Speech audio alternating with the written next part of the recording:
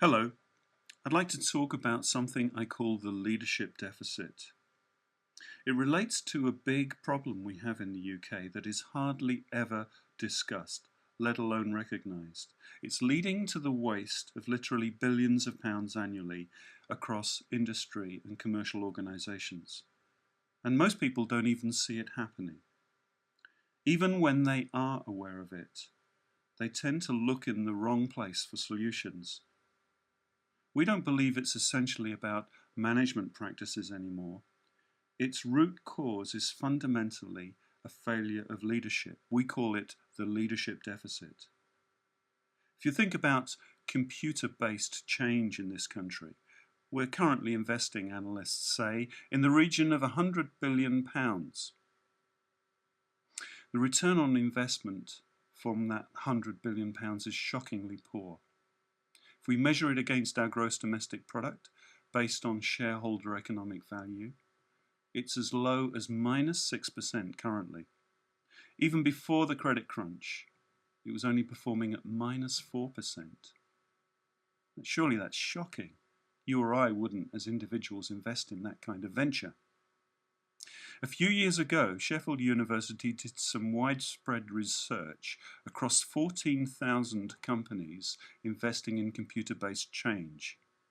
What shocked the researchers was that frequently, more often than not, performance goals were not set, nor even evaluated afterwards.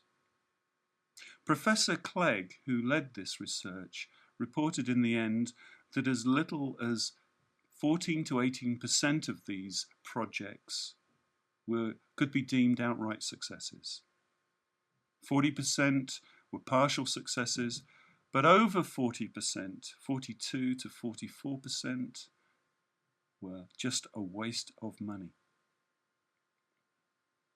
Our partner organisation, Sigma UK, that specialise in benefits realisation management, their chairman, Gerald Bradley, has reported that only 10 to 25% of organisations' potential benefits from large projects and programmes are actually achieved from their investment of change unless they address it with intentional leadership.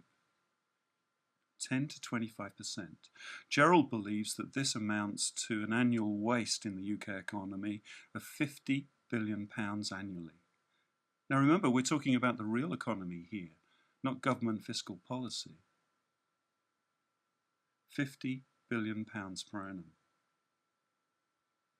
I'm wondering whether the answer really does lie in yet more techniques, processes, adding new management documents, more red tape and so on. Or whether we need to begin to think and act like leaders. The leadership mindset. After all, if we're talking about change and moving into a new future, surely that's not the domain of managers or thinking like managers. We can't manage our way to a better future. Someone must lead us there.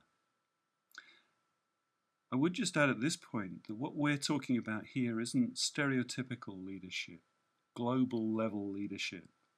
We're talking about workaday leadership, down at the coalface, at the operational unit, the factory floor, the office. We're talking about leadership that you and I can practice.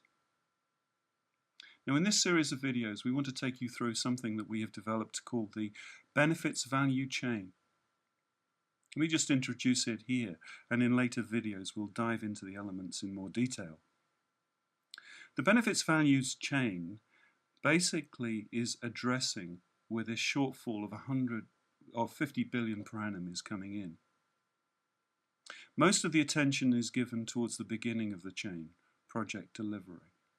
But like a chain, each link in the chain is necessary but not sufficient. Each link in the chain overlaps the others. There's no sort of strict linear sequence here. As we go through looking at the benefits value chain,